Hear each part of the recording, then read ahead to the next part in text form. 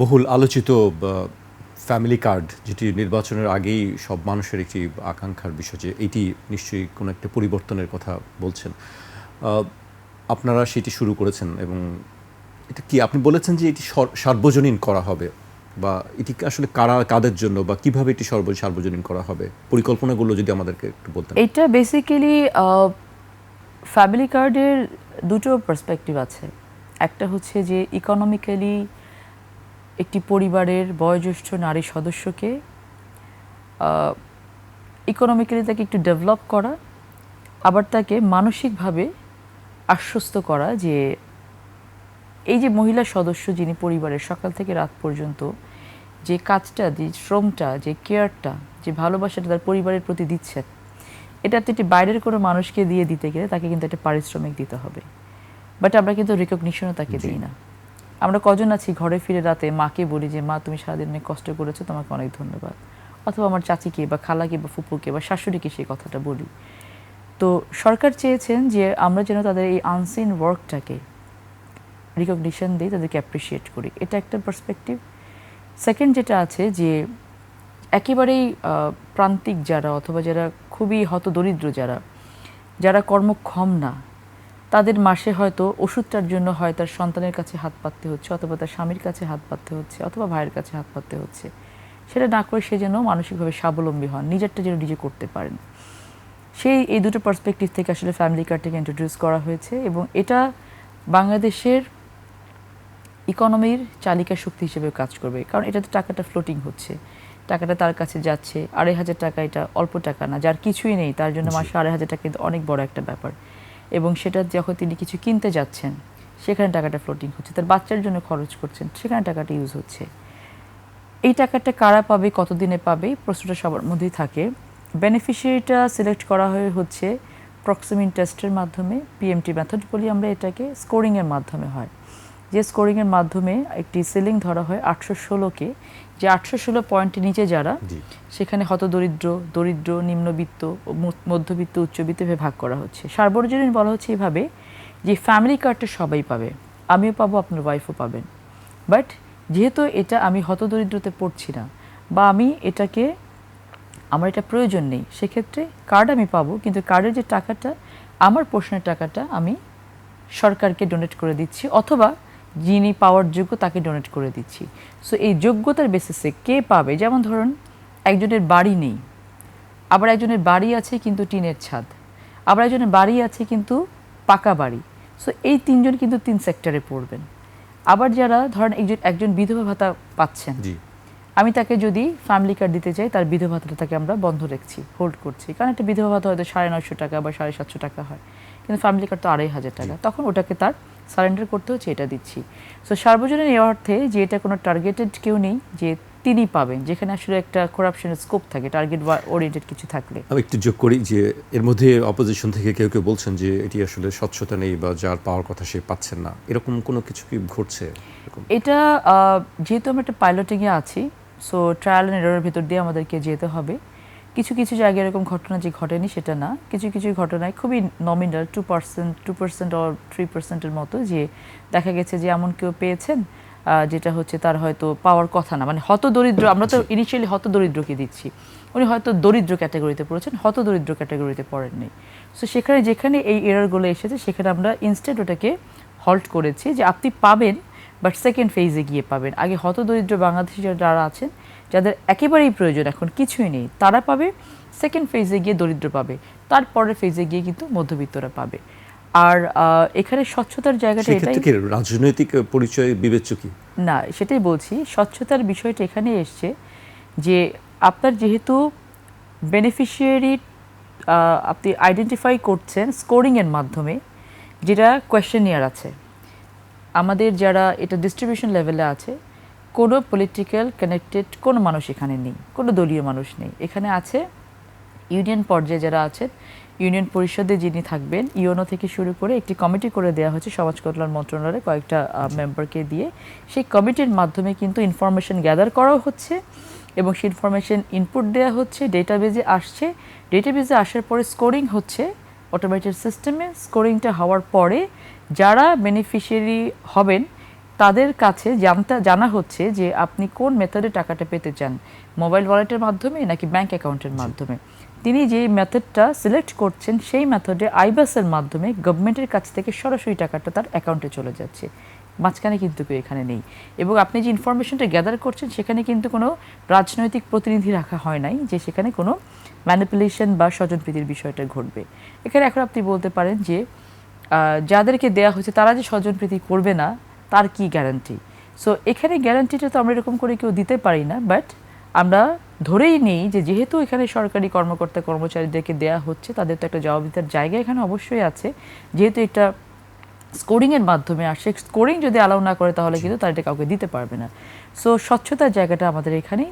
এখন পর্যন্ত সেরকম সিগনিফিকেন্ট কোনো ধরনের কোনো কমপ্লেইন আসেনি, একটা দুটো কমপ্লেইন হয়তো আসতে পারে যেটাকে আমরা অলরেডি আইডেন্টিফাই করে এটাকে অ্যাড্রেস করা হয়ে গেছে।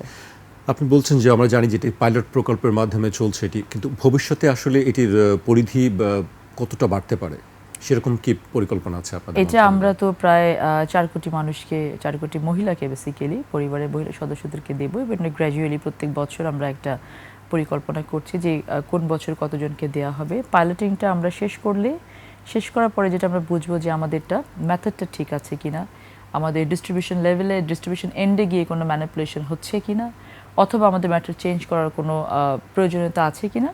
এখন পর্যন্ত আমরা যেটা দেখেছি যে না, আমরা সব ঠিকঠাক মতো করতে পারছি। যদি সেটা হয় জুন নাগাদ আমরা আরও 2টা ফেজে এটা পাইলটিংয়ের কাজটা শেষ করে নিয়ে ইনশাআল্লাহ বাজেটের পর থেকে সারা বাংলাদেশে আমরা একযোগে ওই যেটা বললাম হতদরিদ্র, দরিদ্র, নিম্নবিত্ত, এভাবে আমরা কিন্তু প্রজেক্টটা শুরু করতে পারবো ইনশাআল্লাহ। আপনি বাজেটের প্রসঙ্গ তুলছিলেন, বাজেটে আসলে আপনার যেই প্রকল্প সেক্ষেত্রে এই ব্যয়টা কিভাবে আসবে, কতটুকু বাজেট আপনার জন্য বরাদ্দ থাকবে? এটা তো আমরা অবশ্যই আমাদের প্ল্যানিংগুলো আছে এবং বাজেট তো এলোকেশন আমাদের রাখতে হবে এই প্রজেক্টের জন্য। আমাদের ধরুন একটা দেশের ডেভেলপমেন্টের জন্য তো আমরা বিভিন্ন ধরনের প্রকল্প নিই, বিভিন্ন ধরনের কাজ হাতে নিই। যেমন বিগত ফ্যাসিস্ট আমলে দেখা গেছে মেগা প্রকল্প নেওয়া হয়েছে, হিউজ বাজেট এলোকেশন করা হয়েছে এবং সময়টাকে সময় বৃদ্ধি করা হয়েছে, বাজেট বৃদ্ধি করা হয়েছে। দেখা গেছে ম্যাক্সিমামই এই যে টানেল তৈরি করা হয়েছে একটা, জিরো রেজাল্ট। এই বাজেটগুলো যদি আমরা এখানে এলোকেট করি, যে বাজেটগুলো আমরা এখন নিতে পারবো, এই ফ্যামিলি কার্ড বলুন, কৃষক কার্ড বলুন, আমাদের ধর্মীয় গুরুদের জন্য যে বেতন ভাতা আমরা দিচ্ছি, আমরা যারা স্পোর্টস রিলেটেড যারা আছেন তাদেরকে কিন্তু আমরা একটা বেতন ভাতা দিচ্ছি। এটা কেন দিচ্ছি আমরা? এটা কি তাদেরকে আমরা আর্থিকভাবে একবারে কি স্বাবলম্বী করে দিচ্ছি? নো। এটা একদিকে যেটা হচ্ছে যে আমি যেটা বললাম যে ফ্যামিলি কার্ডের ক্ষেত্রে তাদের আনসিন কাজটাকে আমরা, আনসিন যে অদৃশ্য শ্রমটা আছে এটাকে রেকগনিশন দেয়া, তাদেরকে মানসিকভাবে স্বাবলম্বী করা, তাদেরকে অর্থনৈতিকভাবে স্বাবলম্বী করা, তাদেরকে ইন্সপায়ার করা, সাথে সাথে এই মানুষগুলোকে মনের ভিতর স্পৃহা জাগানো, কাজের স্পৃহা জাগানো। আজকে যে খেলোয়াড়দেরকে আমরা যে বেতনটা নিয়ে আসছি, আজকে বাংলাদেশে this could be an industry. আমরা প্লেয়ারদেরকে নিয়ে গিয়ে নির্বাচন করিয়েছি একটা সময়, আমরা গায়িকাদেরকে নায়িকাদের নিয়ে গিয়ে নির্বাচন করিয়েছি এক সময়। দরকার নেই তো, এগুলো তো এক একটা জায়গায় একটা ইন্ডাস্ট্রি গড়ে উঠতে পারে। স্পোর্টস নিয়ে আমরা ভালো করতে পারি, আমরা আমাদের যে কালচারাল সেক্টরটা আছে এটাকে সেখানে একটা ইন্ডাস্ট্রি গড়ে তুলতে পারি। যার যার জায়গায় স্বকীয়তা অর্জন করে যদি আমরা দেশে বিদেশে নাম করতে পারি, এটা আমাদের জন্য হিউজ। সো আমরা চাচ্ছি যে একটি রাষ্ট্রকে যত দিক দিয়ে উন্নত করা যায় প্রত্যেকটা জায়গাতে আমরা মানুষগুলোকে আগে ইন্সপায়ার করে সেই জায়গায় পর্যন্ত নিয়ে যাও এবং তাদেরকে অবশ্যই তারা যেন ভালো করতে পারে সে প্ল্যাটফর্মটা তৈরি করে দেয়া। এখন এগুলো কোনো কিছু তো ওভাররাইট করা সম্ভব না। বাজেটটা যদি আমরা এখানে এলোকেট করি, আপনি বলতে পারেন টাকা কোত্থেকে আসবে, সেটি জানতে চায় সবাই যে এত টাকা কোথা থেকে আসবে। প্রথম কথা হচ্ছে যে আমরা যদি আমাদের লিকেজগুলো বন্ধ করতে পারি, যেটা আমি আপনাকে বললাম যে আমাদের প্রত্যেকটা মন্ত্রণালয়ে যে ইরেগুলারিটিসগুলো আছে, একই ধরনের প্রজেক্ট 3-4টা প্রজেক্ট নেওয়া, দেখা যাচ্ছে কাজ একই।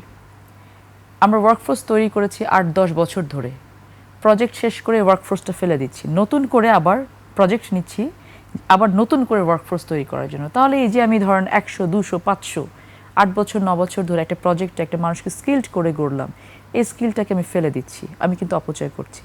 কিন্তু আমি নতুন একটা প্রজেক্ট না নিয়ে যদি এই 500-600 মানুষকে নতুন প্রজেক্টে কাজে লাগাই আমি, বা ওই প্রজেক্টটাকে রান করে, আমরা কিন্তু একটা প্রজেক্টের টাকা বাঁচে। আমি যদি চেক অ্যান্ড ব্যালেন্স নিয়ে আসি তাহলে কিন্তু আমার এই টাকা বের করা খুব বেশি কঠিন কাজ না, আপনার গুডউইলটা থাকতে হবে। দ্বিতীয়ত, যে পরিমাণ টাকা বাংলাদেশ থেকে বিদেশে চলে গেছে, অলরেডি আমরা G2G পর্যায়ে কিন্তু এটা নেগোসিয়েশন চলছে, টাকাগুলো কীভাবে দেশে নিয়ে আসা যায়, হুইচ ইজ ভেরি টাফ। তারপরে কিন্তু আমাদের আন্তরিকতা চেষ্টা একেবারে জারি রয়েছে।